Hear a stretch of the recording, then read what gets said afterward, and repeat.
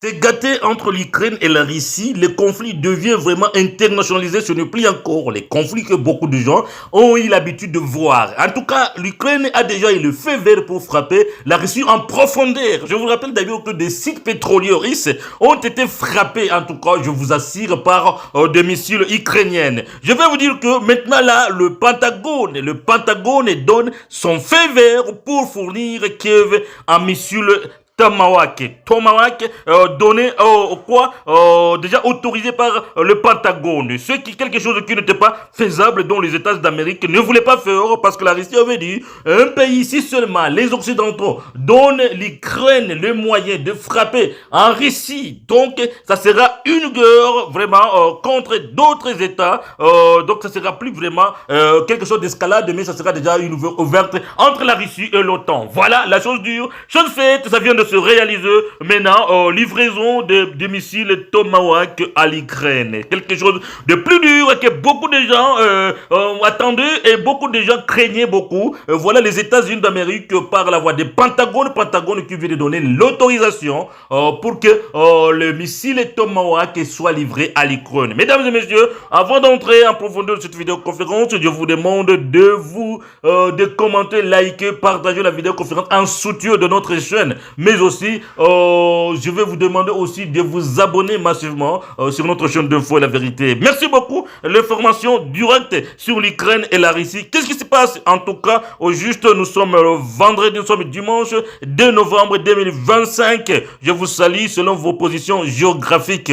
Santé et la paix à vous. Alors, c'est quoi au juste? Depuis 8h07 au Pentagone, je vais dire aux États-Unis d'Amérique, le Pentagone donne son feu vert à l'envoi de missiles Tomahawk en Ukraine. Selon la chaîne américaine CNN, le département de la défense a donné son feu vert à la Maison Blanche pour livrer à Kiev des missiles Tomahawk à longue portée, estimant que cela n'aurait pas d'incidence sur les stocks américains. Le Pentagone laisse en revanche la décision politique finale à Donald Trump sur la question. Depuis de nombreuses années d'ailleurs, depuis de nombreuses semaines, Kiev n'a cessé de réclamer des missiles Tomahawk à Washington afin de pouvoir frapper en profondeur des sites énergétiques et militaires dans le territoire russe. Une chose qui vient d'être réalisée. Les rêves de Kiev vient d'être réalisé. Vraiment, rien ne peut empêcher cela. En tout cas, rien ne peut empêcher cela. Maintenant, là, les États-Unis viennent de donner les moyens nécessaires pour que l'Ukraine puisse frapper en profondeur, de la Russie. Mais pourquoi les Américains font cela? Pourquoi est-ce que Donald Trump donne cette autorisation? Donald Trump n'a cessé à accuser Vladimir Poutine, le président russe, de ne pas faire des efforts pour donc faire quelque chose, pour empêcher, pour donc évaluer dans les négociations. Quelque chose qu'il a dit que non, il va vraiment donc se dépasser de lui, il va vraiment faire quelque chose qui n'est pas bon contre la Russie. Il va donc forcer la Russie à revenir à la table des négociations. Les États d'Amérique veulent faire comme ils font avec tous les autres pays. Pour la Russie, ce n'est pas le cas. La Russie n'est pas un petit État. Vraiment, il faut s'attendre à ça. Ce n'est plus un petit État. La Russie donc n'est pas un État qui peut se courber devant les États-Unis d'Amérique.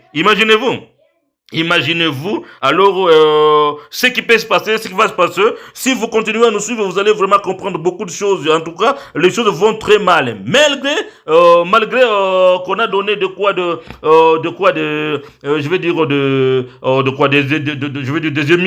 munitions, pas des munitions, c'est pas des missiles, Tomahawk à l'Ukraine. Est-ce que l'issue de la guerre est comment du tout? Qu'est-ce qui s'est passé? La guerre vient maintenant d'être internationalisée. Je vous dis bien internationalisée. Ça va devenir une guerre universelle parce que la Russie agit vraiment avec beaucoup de prudence, c'est sûr. Mais la Russie a des alliés aussi qui ne peuvent pas vraiment lui tourner le dos. La Russie ne peut pas vraiment tourner le dos. Les alliés de la Russie ne peuvent pas tourner le dos. Nous voyons d'abord de la Chine, son allié principal. Nous voyons aussi, sans oublier, Pyongyang, celui du président du Corée. Donc, du Corée.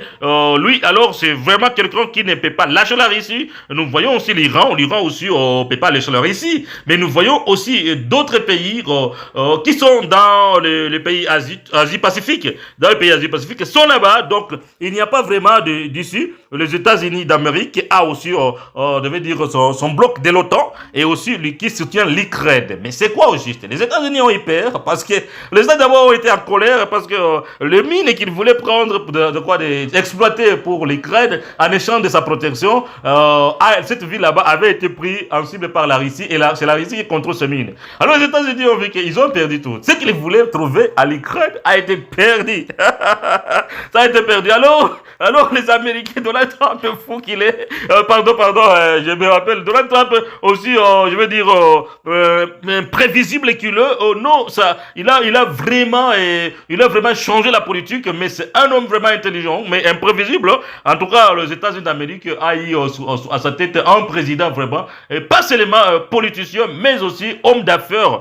Il négociait souvent en termes de quoi, en termes donc de soldes. Hein, il solde sur des négociations gagnantes. Il veut chercher vraiment, il veut faire des business avec beaucoup de pays, beaucoup de monde entier. Et il veut quoi? Qu'est-ce qu'il fait lui? Je négocie avec vous et si vous ne voulez pas, je vous écrase. Si vous n'acceptez pas ce que je dis, moi je vous écrase. Je suis plus fort que vous. Donc, c'est ce que même il est en train de faire à la Colombie. C'est ce qu'il vient de faire aussi au Venezuela. C'est ce qu'ils essaient de faire. Il a fait aussi, je vais dire, à l'Équateur, d'ailleurs, où il avait fixé son base militaire. Donc, alors, pour la Russie, on ne sait pas ce qui va se passer au juste, mais l'Ukraine a déjà réussi des missiles Tomahawk, des gens capables de frapper les installations énergétiques de la Russie et même les installations pétrolières de la Russie, même aussi d'autres installations militaires. Donc, on ne sait pas encore ce qui va se passer.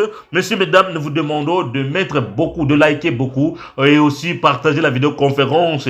Quel va devenir cette conflit, le conflit russo-ukrainien? Ça va devenir comment? Vu que les États-Unis viennent de mettre sa jambe dans le conflit, vraiment directement, plus rien n'a caché. Donald Trump est déjà dans la danse.